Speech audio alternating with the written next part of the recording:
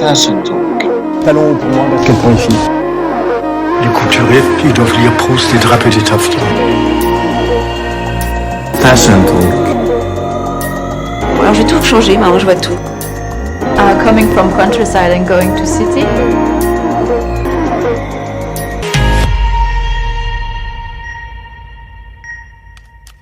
Bonjour à tous, aujourd'hui on se retrouve pour le tout premier épisode de Fashion Talk avec la belle Aurélie. Après avoir fait une prépa à l'atelier de Sèvres, elle a continué son parcours en mise à niveau en arts appliqués au lycée Paul Poiret. Voilà bientôt 3 ans qu'Aurélie Fièvre est à Duperré, la plus prestigieuse école publique de mode en France. Elle va nous raconter son parcours, son avis sur cette école et peut-être les clés de sa réussite. Est-ce que tu pourrais tout d'abord nous dire comment tu as fait pour entrer en BTS Mode ?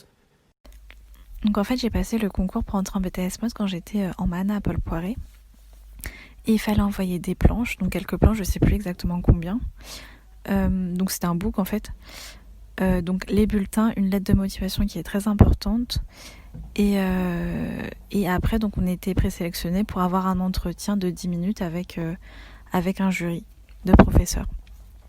Mais en fait là ça a changé parce que du coup ils ont remplacé les DNMAT par les BTS. Et ils ont maintenant un thème qui est donné et dont on doit travailler dessus pendant quelques jours. Et puis après, s'ils sont présélectionnés, ils viennent présenter ce thème, plus un peu parler de leur projet lors d'un entretien. Ah oui, ouais, du coup ça a changé un petit peu.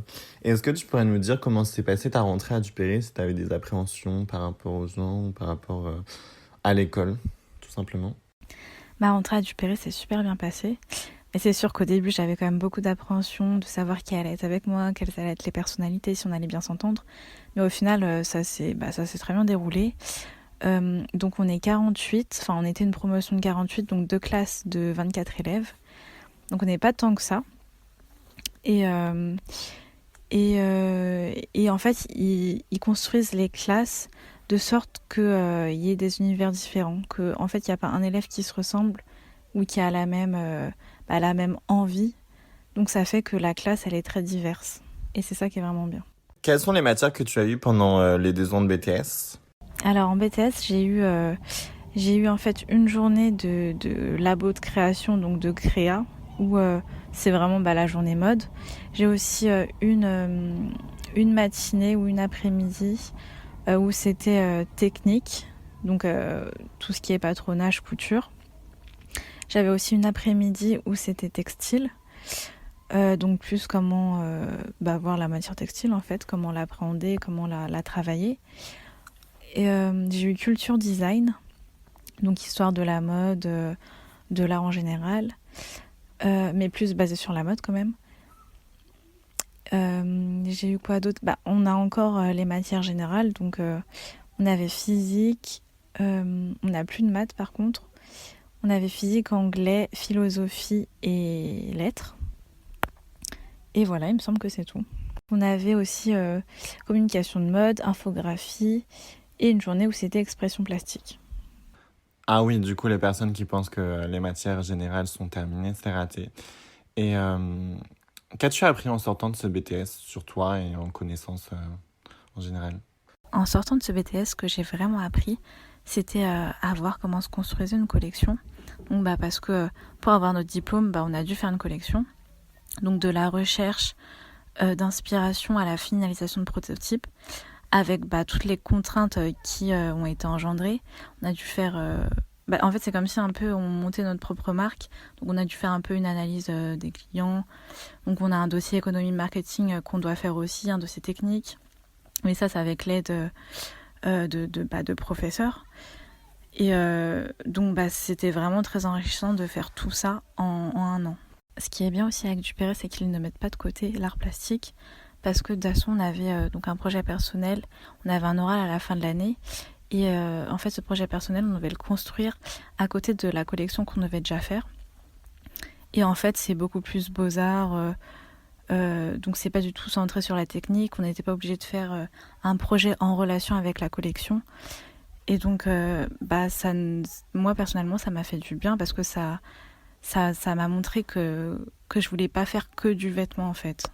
Alors les projets que j'ai fait en BTS, la première année, c'était intéressant parce qu'ils nous ont mis en binôme. Je crois qu'ils font ça tous les ans.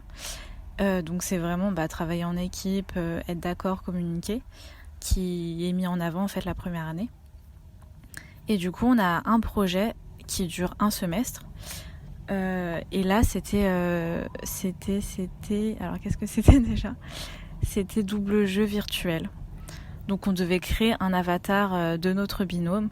Donc, on a fait des recherches et puis au final, on a monté un prototype qu'on a présenté aux portes ouvertes en janvier.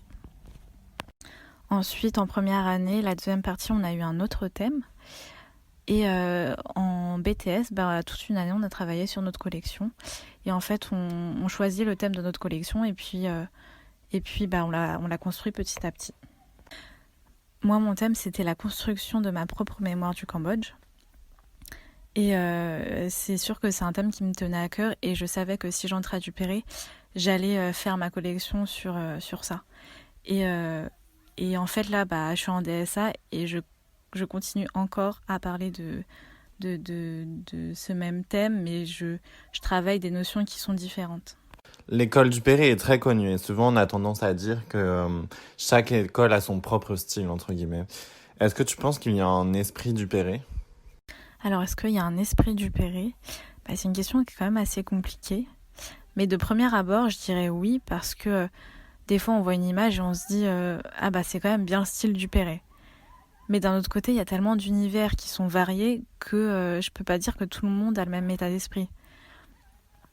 Mais en fait, ce que je retiens quand même de l'univers Duperré, c'est des choses, des vêtements, des objets qui sont très percutants, je trouve, et c'est des images fortes. Et du coup, qu'est-ce que tu donnerais comme conseil à une personne qui a envie d'intégrer ton école ? Donc si je devais donner un conseil à ceux qui veulent rentrer à Duperré, c'est de déjà ne pas vous intéresser qu'à la mode, d'être vraiment ouvert d'esprit, de faire des musées, de regarder ce qui se passe dans le monde de l'art. Ensuite, dans votre lettre de motivation, qui est très importante, il faut vraiment bien argumenter vos références et il faut que vous essayiez de vous démarquer d'une quelque manière que ce soit.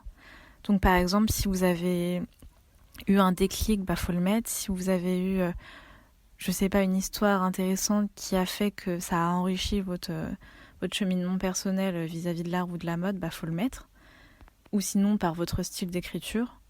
Mais il faut vraiment vous dire qu'il y a énormément de candidatures et qu'il faut être efficace et pertinent et montrer que vous avez déjà un univers et montrer où vous voulez aller. En fait, il faut vraiment montrer vos questionnements, vos réflexions qui vous animent et qu'ils sachent à la sortie de votre entretien avec qui ils vont avoir à travailler. Bon, je te remercie Aurélie pour avoir répondu à toutes mes questions. J'espère que cela vous a plu. N'hésitez pas à vous abonner ou à mettre un commentaire ou à en parler autour de vous. Vous pouvez retrouver Aurélie sur son Instagram, c'est Aurélie-PHV pour voir ses beaux projets. Et vous pouvez me retrouver sur mon Insta, AlexanderPTRS. À bientôt!